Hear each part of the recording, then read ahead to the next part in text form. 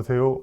오늘 5가지 판례로 알아보는 동업 실패 유형이라는 제목으로 강의를 맡은 DKL 파트너스 법률사무소의 권단 변호사입니다. 반갑습니다. 오늘 강의는 방역 지침을 준수하고 진행되기 때문에 마스크를 벗고 강의를 하게 되었습니다. 이 점 양해 부탁드립니다.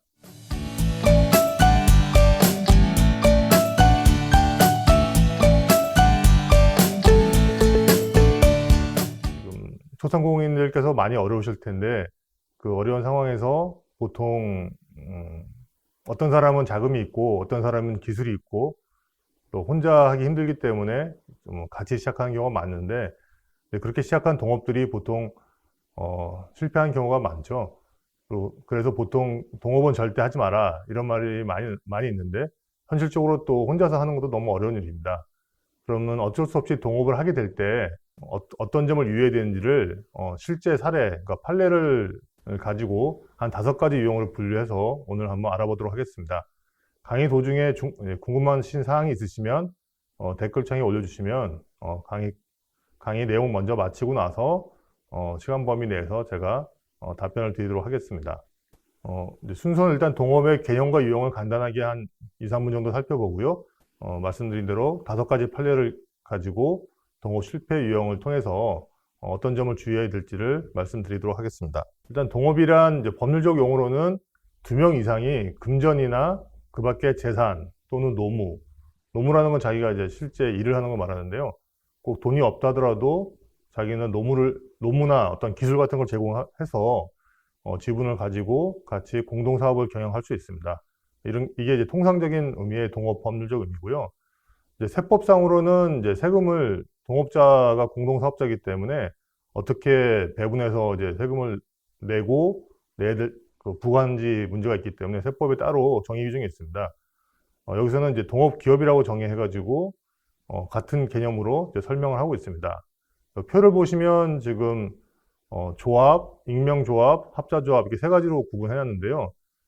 통상적으로 소상공인께서 많이 하시게 되는 것들은 맨 왼쪽에 있는 조합, 보통 일반 민법상의 조합이라고 하는데요. 이 조합 규정이 적용된다고 보시면 되고, 오른쪽에 이제 가운데 익명조합은 익명조합과 합자조합은 이제 상법상에 규정된 것들인데 통상적으로 이제 저희가 생각하고 다루는 그런 동업하고는 조금 성격이 다른 측면이 있습니다. 그래서 참고로만 보시면 될 것 같고요. 오늘은 이제 일반적인 동업을 의미하는 민법상의 조합을 기초로 해서 강의를 진행하겠습니다. 조합은 이제 당사자가 2명 이상 같이 공동 사업을 하는 거고, 출자 목적물은 뭐 기본적으로 금전이 되겠지만 금전 외에도 어떤 실제 이제 자기가 시간을 투자해서 일하는 그런 행위, 노무도 이제 출자로 이제 평가될 수 있고요. 그 밖에 뭐 부동산이라든지 뭐 특허권이라든지 뭐 여러 가지 자격증이라든지 뭐 인허가 라이센스라든지 이런 것들도 출자 목적물이 될 수 있습니다. 영업은 이제 공동으로 경영하는 형태가 되겠고, 소유는 이제 합의라고 하는데, 합의는 이제 공동 소유 형태가 뭐 공유, 총유, 합의 이렇게 3가지가 있는데요. 이 공유 같은 경우는 각자 지분을 자유롭게 처분할 수 있고, 또 쪼개서 이제 분할 청구 같은 거 할 수 있는데, 합의는 전원 동의가 없으면 자기 지분을 이렇게 처분할 수가 없고, 분할해서 뭐 경영하자 이렇게도 할 수 없다는 특징이 있습니다. 그리고 이런 조합이라는 거는 그 당사자 간의 계약으로 이루어지기 때문에 이루어진 약정으로 볼 수 있고, 따로 무슨 법인 설립이나 등기 같은 그런 의무가 없습니다. 다시 한번 정리해 보면 이 동업계약의 유형은 한 5가지 정도가 있는데 주로 이제 실무상으로 다뤄지는 것들이 첫 번째, 동일 조건으로 똑같은 조건으로 체결하게 되는 동업계약, 통상적으로 민법상의 조합이 해당되는데 지분도 당사자끼리 동일하게 가지고 있고, 어떤 손실이나 이익도 같은 조건으로 이제 배분하고, 역할도 금전이든 재산이든 간에 그 가치를 그러니까 서로 간의 약정에 의해서 지분을 나누어서 이렇게 진행되고 있습니다. 그다음 5번째 보시면 근데 동업을 한다고 해놓고 실제로는 이제 주식회사를 설립해가지고 하는 경우가 많이 있습니다. 근데 이제 주의할 점은 주식회사를 설립하게 되면 당사자 간의 어떤 그 생각이나 동업계약 조항보다도 주식회사 관련 상법 규정이 강행 규정으로서 우선 적용되기 때문에 처음에 당사자 간의 어떤 약정이나 생각과 다르게 그 동업재산의 처분이나 뭐 정리 같은 게 이루어지기 때문에 이제 유의할 필요가 있습니다. 그 외에 2번, 3번, 4번은 약간 특수한 형태의 이제 조합들로서 이제 참고로 보시면 될 것 같습니다. 지금부터 이제 판례를 가지고 하나씩 설명해 볼 텐데요. 지금 이제 제목이 이제 판례를 본 이제 실패하는 동업 유형이라서 이 실패한 판례 사례를 보고 반면 교사로서 이렇게 되지 않도록 동업 약정을 잘 하는 게 중요한 포인트가 되겠습니다. 오늘 5가지 판례를 이제 강의를 하겠지만 가장 이제 핵심적인 결론을 먼저 말씀드리면 두 분 간의 동업 약정 계약서를 꼭 체결하셔야 되고 그 약정 내용의 조건에 이 동업이 나중에 파기가 됐을 경우, 뭐 일방이 탈퇴하거나 뭐 해산할 경우에 잘 안 됐을 경우 어떻게 할 것인지를 꼼꼼하게 정확하게 모든 경우를 생각해서 약정을 하는 게 제일 중요한 포인트라고 하겠습니다. 보통 동업은 이제 아는 지인이나 서로 처음에 시작할 때는 좋은 관계이기 때문에 이런 잘 안 됐을 때 어떻게 하자는 말을 이제 우리 한국 정서상 꺼내기가 쉽지 않고 계약서에 넣는 건 더 어렵고 계약서 없는 경우가 또 대부분인데 그렇게 하면 이런 판례에서 보듯이 이런 여러 가지 예상치 못한 그다음에 안 좋게 동업이 실패로 끝나는 경우가 많이 있습니다. 그래서 오늘 강의를 들으시고는 꼭 동업을 어쩔 수 없이 하게 될 경우에는 반드시 약정을 하고 약정을 할 때도 잘 안 됐을 경우를 오히려 더 꼼꼼하게 서로 간에 충분히 얘기를 나눠서 정해놓는 게 제일 중요한 포인트고 오늘 강의 듣는 어떤 효과라고 할 수 있겠습니다.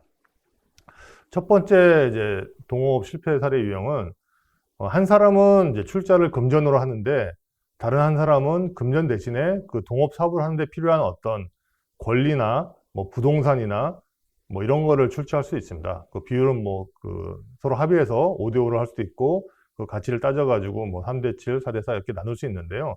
이 사례는 A와 B가 이제 동업을 했는데 A는 건축 자금을 대고 돈을 대고 B는 토지를 그러니까 부동산을 출자해가지고 그 위에 주택을 건축해서 이를 매각해서 나누는 그런 공동 사업을 하기로 이제 약정을 했습니다.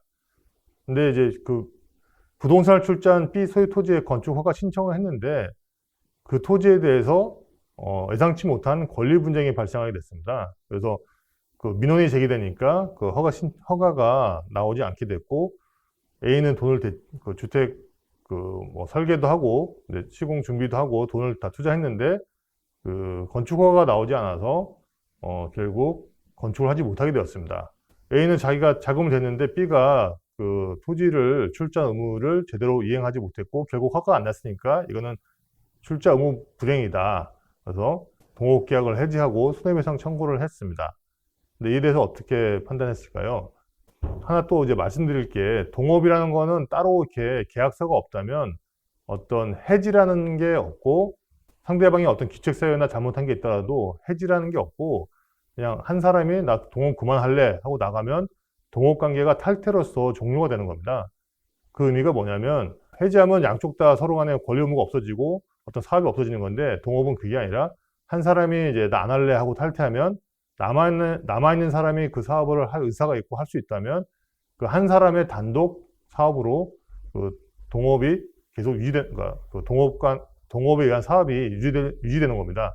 그리고 남아있는 사람은 나간 사람한테 그 현재 그 탈퇴 당시에 동업 사업에 남아있는 자녀 재산을 그 지분대로 정산해서 배분만 해주면 되는 겁니다.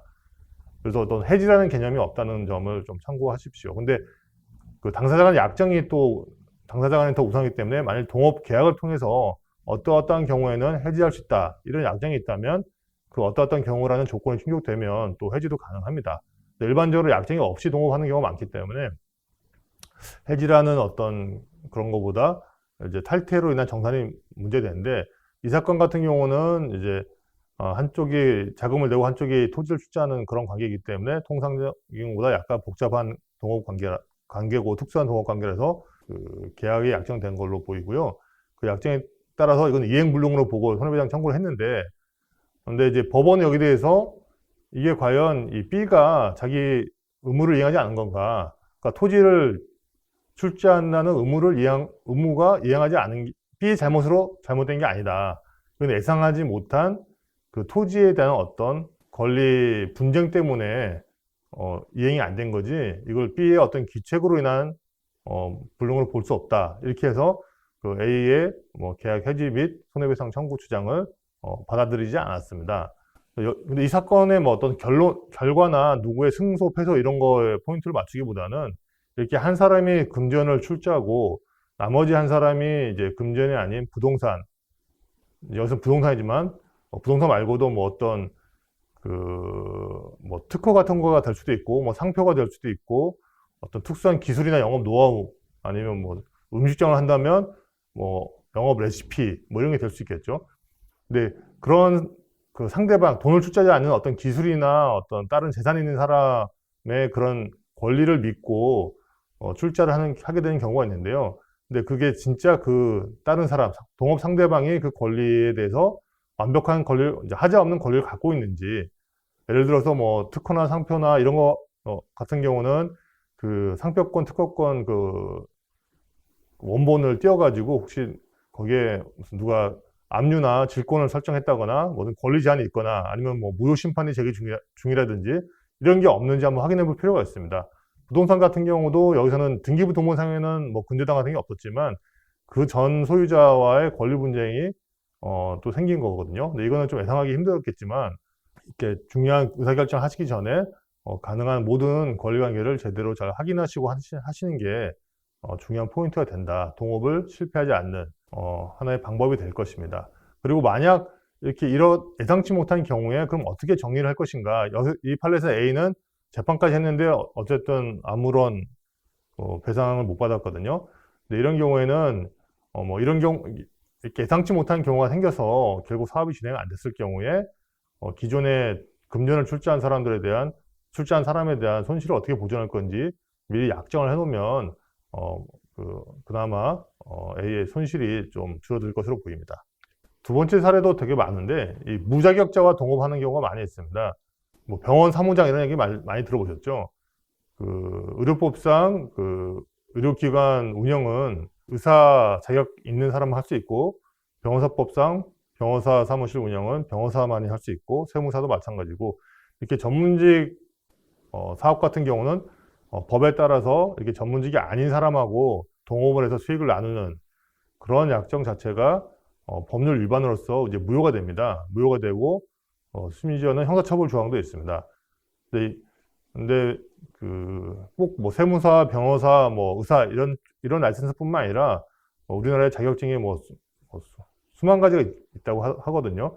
근데 그런 그 자격증 있는 사람과 자격증 없는 사람이 필요에 의해서 동업을 하는 경우가 있을 수 있는데 그럴 경우에 자격증 없는 사람이 입장에서는 법률적으로 자기 권리를 보호받기가 힘듭니다. 그 약정 자체가 이제 무효로 판단돼 가지고 그 약정에 따른 뭐 수익 배분 이런 거를 청구를 했을 때 불법적인 약정이기 때문에 그거를 인정받지 못하는 경우가 많이 있으니까 그런 무자격자 입장에서도 이게 법률적으로 그 자격자가 약속을 안 지켰을 때 자기 투자한 금액을 회수하기 어렵다는 점 주의하셔야 되고 자격자 입장에서는 이렇게 무자격자가 동업하는 것 자체가 법률에 금지되어 있고 또 불법적이기 때문에 이런 수익을 떠나서 어떤 형사처벌도 받을 수 있다는 점을 참고하시기 바랍니다.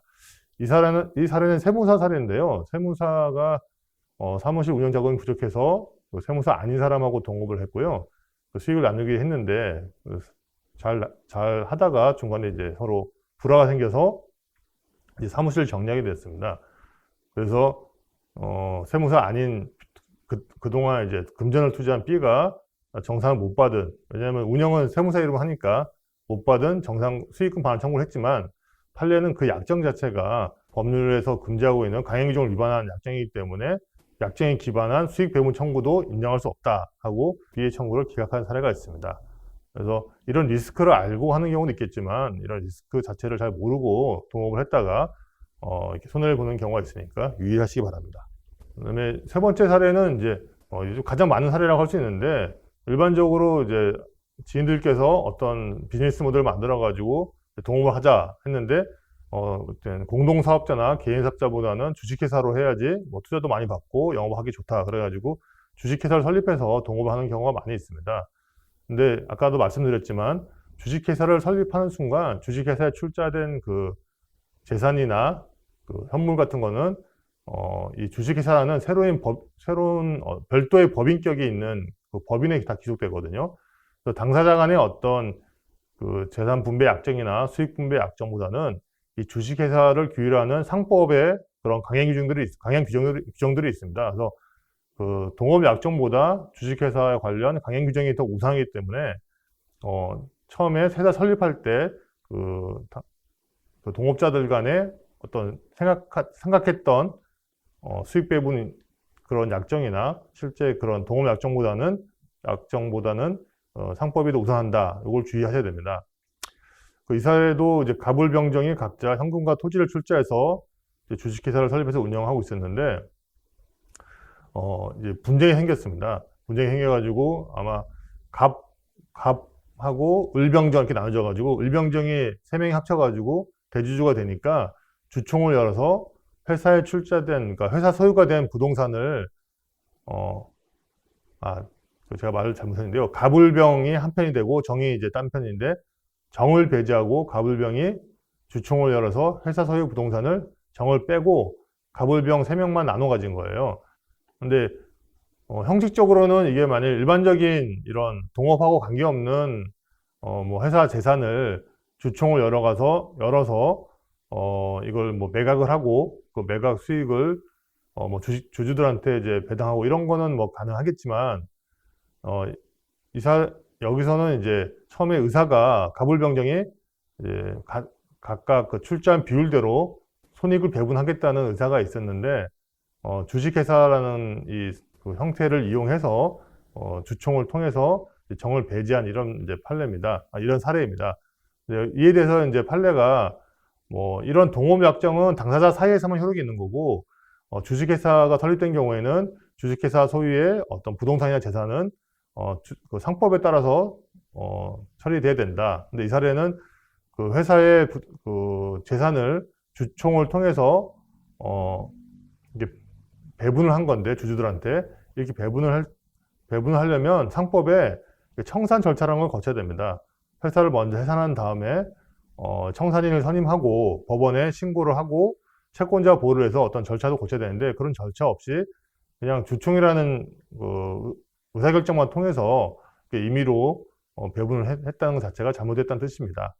그래서 이런 그 부동산 소유권 이전 등기 자체는 무효다. 이제 이런 판결입니다. 그 또 하나의 사례는 이제 동업은 보통 이제 공동사업자로 해서 그 개인 사업자로 하더라도 그 대표자가 동업을 하는 당사자 모두가 대표가 되는 게 원칙이긴 한데 통상의 경우 그냥 한 사람을 대표를 하고 나머지 사람은 약속한 바에 따른 수익만 배분받는 경우가 되게 많이 있습니다.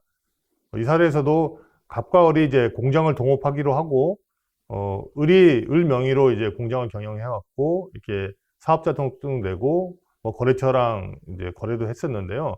근데 공장이 잘 안 돼 가지고 을이 이제 거래처한테 이제 채무를 변제할 수 없게 되었습니다. 그래서 을 입장에서는 갑이 동업자니까 자 너도 5대5니까 너도 그 채무를 반 부담해라 하고 청구를 이제 부담해라고 했는데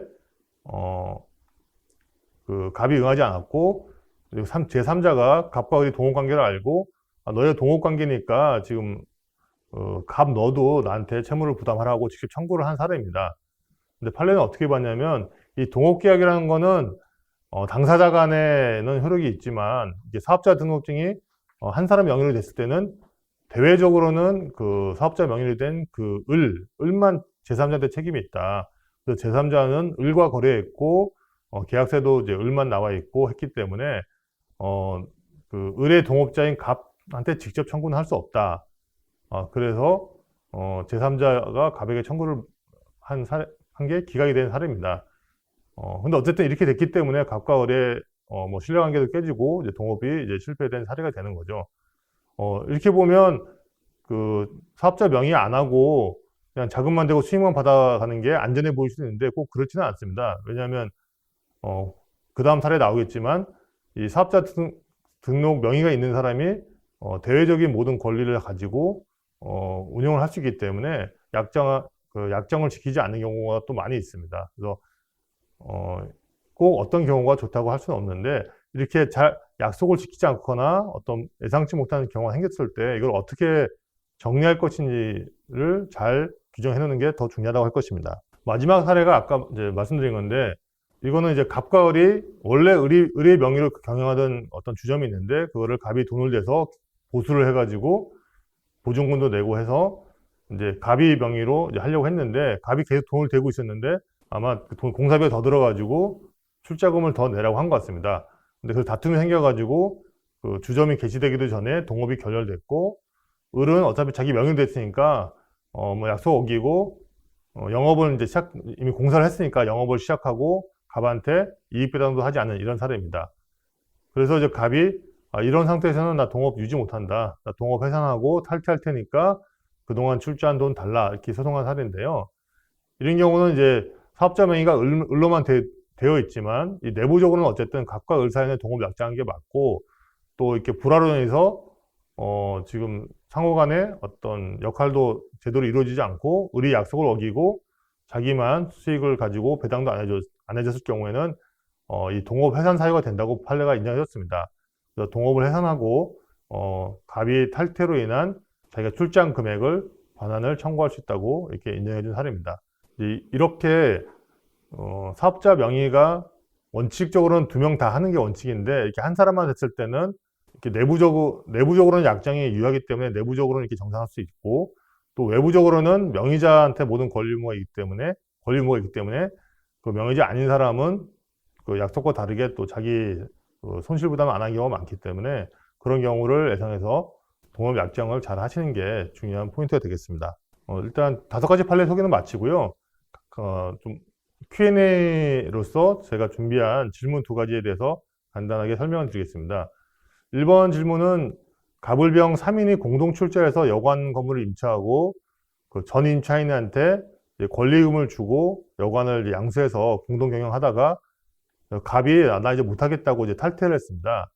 근데 이때 탈퇴한 갑이 그 여관 남아있는 을병한테 그 권리금 중에서 자기가 자신의 몫인 3분의 1을 반환해달라 이렇게 할 수 있는가, 이게 문제되는데, 이게 왜 문제가 되냐면, 아시다시피 권리금은 보장이 안 되잖아요. 그냥 전 임차인한테 준 것이고, 이 임차인들이, 공동사업자 임차인들이 다음 임차인한테 받을지 안 받을지 확정되지 않았기 때문에 권리금 자체는 이제 보장되지 않은 건데, 그 보장되지 않은 권리금을 이제 여관 영업 도중에 한 사람이 중도 탈퇴하면서 이 기존에 지출한 권리금을 달라고 할 수 있는가, 이제 이게 문제되는데요.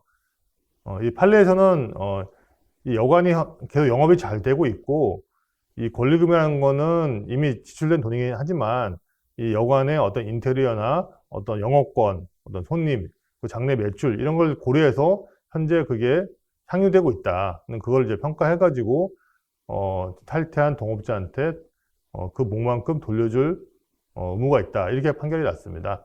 그래서 그 실제 출자금이 출자한 돈이 현실적으로 이미 사용했다더라도 이 동업을 탈퇴하는 시점 당시에 그 남아있는 그 동업 사업의 어떤 자산을 평가해서 그 출자한 사람의 지분만큼 정산해서 줄 의무가 있다. 이런 취지로 보시면 되고요. 2번째는 이제 갑과 을이 동업으로 장사를 하기로 하고 이제 영업운영 전화기를 샀는데 또 다툼이 생겨서 동업이 깨졌습니다. 그래서 화가 난 갑이 그 동업자 동의 없이 이제 전화만 하고 전화기를 가져가 버렸는데, 이게 이제 형사처벌 될 수 있는지 이제 문제되는 사례입니다. 보통 동업 관계가 끝나면 이제 동업자는 자기는 얼마 투자하고 뭘 했으니까 여긴 반은 내 거야 이렇게 생각하기 때문에 전화기 하나 가져가는 거는 내 걸 가져간 거야 이렇게 생각할 수 있습니다. 그렇지만 한 사람이 탈퇴하더라도 아까 말씀드렸듯이 한 사람이 남아서 계속 장사를 한다면 그 사업은 계속 유지되는 거기 때문에 그 남아있는 사람의 재산이 됩니다. 그래서 일방적으로 가져가면 절도죄가 되고요.